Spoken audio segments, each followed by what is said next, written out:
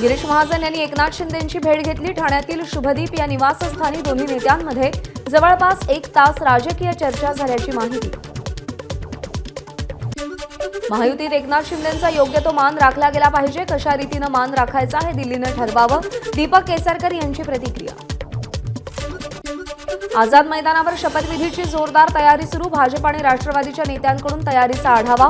मात्र शिवसेनेच्या कोणत्याच नेत्यांना आझाद मैदानावर हजेरी न लावल्यानं चर्चांना उधाण। प्रशासकीय अधिकाऱ्यांनी बोलवल्यानं भाजप नेते आझाद मैदानावर पाहणीसाठी गेले असतील। आम्हाला कळवलं असतं तर आम्हीही गेलो असतो, दीपक केसरकरांची प्रतिक्रिया।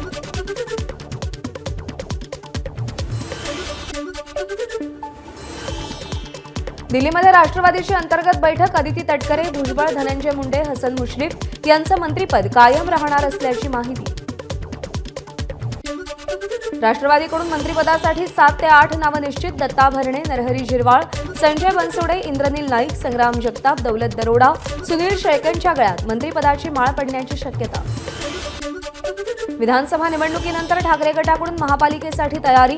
आज मातोश्रीवर मुंबईतील माजी नगरसेवकांची बैठक। उद्धव ठाकरे मार्गदर्शन करणार। आज मार्कडवाडी गावामध्ये बॅलेट पेपरवर मतदान। ईव्हीएमवर संशय घेत बॅलेट पेपरवर मतदान घेण्याचा गावकऱ्यांचा निर्णय। मार्कडवाडी गावामध्ये 5 डिसेंबरपर्यंत जमावबंदीचे आदेश लागू। बॅलेट पेपरवर मतदान घेण्याची ग्रामस्थांची भूमिका असल्यानं कायदा आणि सुव्यवस्थेचा प्रश्न निर्माण होऊ नये यासाठी जमावबंदी।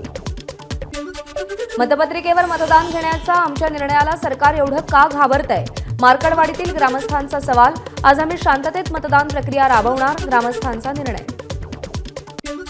अंतिम मतदार यादी प्रसिद्ध होण्याआधी 28,000 नावं शेवटच्या क्षणी मतदार यादीत वाढवण्यात आली। दक्षिण नागपुरातील काँग्रेस उमेदवार गिरीश पांडव यांचा भाजप आणि निवडणूक प्रशासनावर गंभीर आरोप। देवेंद्र फडणवीस मुख्यमंत्री होणार की नाही माहीत नाही, मात्र पंकजा मुंडे लोकनेत्या असल्यानं त्यांना संधी मिळण्याची शक्यता। रोहित पवारांचं वक्तव्य।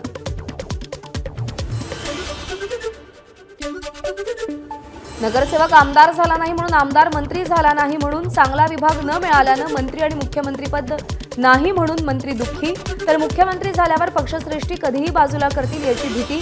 नितीन गडकरींची राजकारणावर टीका।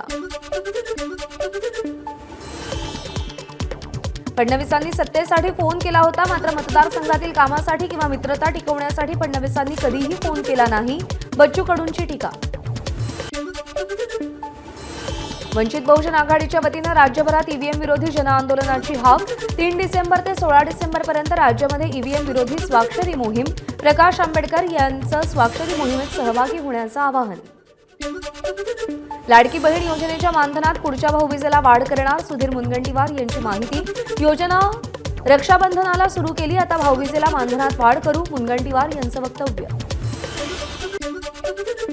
महिलांना जेव्हापासून सरकार स्थापन होईल तेव्हापासूनच मानधन वाढ पाहिजे। सुधीर मुनगंटीवारांनी भाऊबीजेला लाडक्या बहिणींच्या मानधनात वाढ करू या वक्तव्यावर अंबादास दानवे यांची प्रतिक्रिया। लाडक्या बहिणींची मतं घेऊन निवडून आलात, मग आता एखाद्या महिलेला मुख्यमंत्री पदाची संधी द्या। राष्ट्रवादी शरदचंद्र पवार पक्षाच्या महिला प्रदेशाध्यक्ष रोहिणी खडसेंनी मागणी केली। यापुढे सगळ्या निवडणुका मतपत्रिकांवर घेण्यात याव्यात, या मागणीसाठी काँग्रेस सह्यांची मोहीम राबवणार। 5 डिसेंबर ते 20 डिसेंबर या कालावधीत ही मोहीम राबवली जाईल। राज्यात पुन्हा एकदा कंत्राटी भरती सुरू करून भाजपनं तरुणांच्या स्वप्नांवर नांगर फिरवण्याचं काम सुरू केलं। नाना पटोलेंचा हल्लाबोल। कंत्राटी भरती रद्द न केल्यास पटोलेंकडून आंदोलनाचा इशारा। वेतनवाढीसाठी आणि त्रिपक्षीय समिती स्थापन करण्याच्या मागणीसाठी साखर कामगारांकडून संपाचा इशारा। मागण्या मान्य न झाल्यास 16 डिसेंबरपासून 2 लाख कामगार संपावर जाणार। कोल्हापूरमध्ये संजय मंडलिक आणि सतेज पाटील समर्थकांची बॅनरबाजी। खरे दादा म्हणून संजय मंडलिकांचे तर सतेज पॅटर्न म्हणत पाटील समर्थकांनी बॅनर लावले। मनसे नेते अविनाश जाधव यांनी ठाणे जिल्हाध्यक्ष पदाचा दिलेला राजीनामा मागे घेतला। राज ठाकरे यांच्या आदेशानंतर राजीनामा मागे घेत असल्याची अविनाश जाधव यांची माहिती। मनसे नेते अविनाश जाधव यांच्यावर गुन्हा दाखल। पालघरचे मनसेचे जिल्हाध्यक्ष समीर मोरे आणि त्यांचे बंधू अतिश मोरे यांना मारहाण केल्याप्रकरणी अविनाश जाधव यांच्यासह 11 जणांवर गुन्हा दाखल। सिंधुदुर्गामध्ये घेतलेल्या कार्यकर्ता मेळाव्यात माजी आमदार वैभव नाईक यांना अश्रू अनावर। यावेळी आमच्या कार्यकर्त्यांना त्रास दिल्यास रस्त्यावर उतरू, वैभव नाईक यांचा निलेश राणेंना इशारा। छगन भुजबळांनी रुग्णालयात जाऊन ज्येष्ठ नेते मधुकर पिचड यांची भेट घेतली. तब्येत ठीक नसल्यानं पिचड यांच्यावरती गेल्या काही दिवसांपासून खासगी रुग्णालयामध्ये उपचार सुरू आहेत. सरहद संस्था आयोजित 98व्या अखिल भारतीय मराठी साहित्य संमेलनाचं स्वागताध्यक्षपद शरद पवारांकडे. 21 ते 23 फेब्रुवारी दरम्यान दिल्लीमध्ये संमेलन होणार. आर्ट सोसायटी ऑफ इंडिया मुंबईच्या अध्यक्षपदी वडूजचे संजय कांबळे यांची निवड.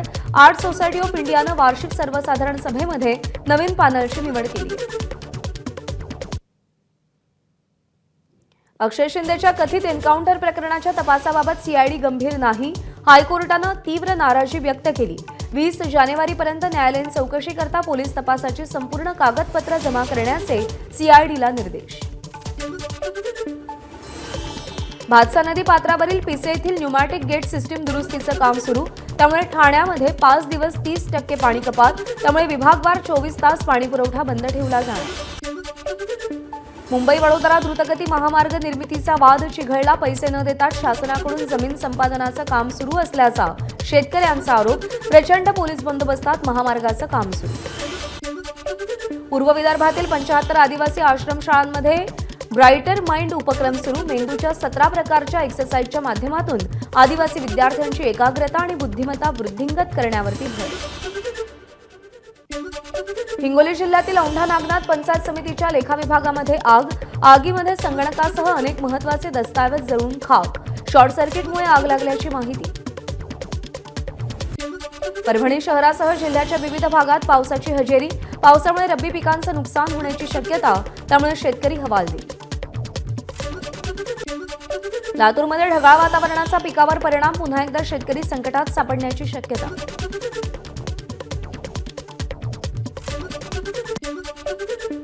हिंगोली जिल्ह्यामध्ये थंडीचा कडाका वाढला. वाढत्या थंडीचा केळीवर परिणाम. त्यामुळे केळी उत्पादक शेतकरी सध्या चिंतेत. सोलापूरमध्ये लसणाचे दर गगनाला भिडले. जवळपास 2200 ते 3500 प्रति क्विंटल लसणाचे दर. ग्राहकांचं बजेट कोलमडण्याची शक्यता. यवतमाळमध्ये वाहन चालवत असताना नायलॉन मांजा गळ्याला गुंडाळला गेल्यानं एक जण गंभीर जखमी. बंदी असतानाही शहरामध्ये नायलॉन मांजाची विक्री सुरू असल्यानं नागरिकांनी संताप व्यक्त केला. अमरावती दर्यापूर अकोला मार्गावरती 2 वाहनांचा अपघात. 3घांचा मृत्यू तर 3 गंभीर जखमी. जखमींना अकोला इथे पुढच्या उपचारासाठी दाखल करण्यात आले. छत्रपती संभाजीनगरमध्ये हर्सुलजवळ 2 गटात हाणामारी. चाकू हल्ल्यात एकाचा मृत्यू. किरकोळ कारणावरून वाद झाल्याची माहिती. नंदुरबारमध्ये शेतात कापूस वेचणी करणाऱ्या कुटुंबावर बिबट्याचा हल्ला. 11 वर्षीय मुलाचा मृत्यू. तळोदा तालुक्यातील दलेपुरामधली घटना. अभिनेत्री गहना वशिष्ठला ईडीचं समन्स. 9 डिसेंबरला चौकशीसाठी हजर राहण्याचे आदेश. कथित पोर्नोग्राफीमधून मिळालेल्या पैशांच्या मनी लॉन्ड्रिंग प्रकरणी चौकशी होणार. परदेशातून येणाऱ्या भारतीय प्रवाशांच्या बॅगा एअर इंडियाकडून हरवल्यानं गोंधळ. मुंबई विमानतळावरची घटना. प्रवासी मुंबईत मात्र सामान दिल्लीतच राहिल्याची माहिती. पुढच्या वर्षी 13 जानेवारीला उत्तर प्रदेशमध्ये महाकुंभमेळा सुरू होणार. कुंभमेळ्याचं नियोजन आणि व्यवस्थापनासाठी मुख्यमंत्री योगी आदित्यनाथ यांनी स्वतंत्र जिल्ह्याची घोषणा केली. भाजपचे नेते लाल किल्ला, ताजमहाल, कुतुब मिनार, चारमिनार सारख्या इमारती उद्ध्वस्त करणार आहेत का? उत्तर प्रदेशच्या संभलमधील दंगलीवरून खरगे यांची भाजपवर टीका. काँग्रेस अध्यक्ष मल्लिकार्जुन खरगे यांनी स्वतःची तुलना ज्योतिर्लिंगाशी केली. भाजप नेते शहजाद पूनावाला यांची व्हिडिओ पोस्ट करत टीका. खरगेंचा निषेध. बांगलादेशातील हिंदूंवरच्या हिंसाचाराबद्दल ठाकरे गटाच्या खासदार प्रियंका चतुर्वेदींचं पंतप्रधान मोदींना पत्र. बांगलादेश सरकारशी चर्चा करण्याची चतुर्वेदी यांची पत्रात मागणी. संयुक्त राष्ट्र संघटनेनं बांगलादेशमध्ये शांतता मोहीम राबवण्याचे प्रयत्न करावेत. तसंच भारतीयांना परत आणण्यासाठी मोदींनी हस्तक्षेप करावा. ममता बॅनर्जींची केंद्र सरकारकडे मागणी. संसदेमध्ये आज संभल प्रकरणावर चर्चा होणार. तर संविधानावर 13 आणि 14 डिसेंबरला लोकसभेत तर 16 आणि 17 डिसेंबरला राज्यसभेत चर्चा होणार. पंतप्रधान मोदी चर्चेला उत्तर देणार. लोकसभेतला गोंधळ मिटवण्यासाठी लोकसभेचे अध्यक्ष ओम बिर्ला यांनी विविध राजकीय पक्षांच्या नेत्यांशी चर्चा केली. सदस्यांना सभागृहाचं कामकाज सुरळीत चालू देण्याची विनंती केली. यूपीएससी क्लासेससाठी प्रसिद्ध असणारे अवध ओझा राजकारणात उतरणार. अरविंद केजरीवाल यांच्या उपस्थितीमध्ये केला आम आदमी पक्षात प्रवेश. काश्मीरमा फिरायला जाणाऱ्या पर्यटकांसाठी आनंदाची बातमी. दल लेकमधील शिकारा आता उबरवरून बुक करता येणार. काश्मीरमध्ये पर्यटन आणखी वाढावं म्हणून उबरनं सेवा सुरू केली आहे. उत्तर प्रदेशातील शेतकऱ्यांचा दिल्लीकडे जाणारा मोर्चा आठवडाभरासाठी स्थगित. ग्रेटर नोएडा आणि यमुना प्राधिकरणाच्या अधिकाऱ्यांसोबत शेतकरी नेत्यांच्या बैठकीनंतर निर्णय घेतला. इस्रोच्या खात्यात आणखी एक मोठी उपलब्धी नोंदवली जाणार. 4 डिसेंबर रोजी इस्रो युरोपियन स्पेस एजन्सीची सौर मोहीम प्रोबा 3 प्रक्षेपित करणार. युरोपियन स्पेस एजन्सीच्या प्रोबा मालिकेतली ही तिसरी सौर मोहीम आहे. रशियाचे राष्ट्राध्यक्ष व्लादिमीर पुतीन 2025च्या सुरुवातीला भारताला भेट देणार.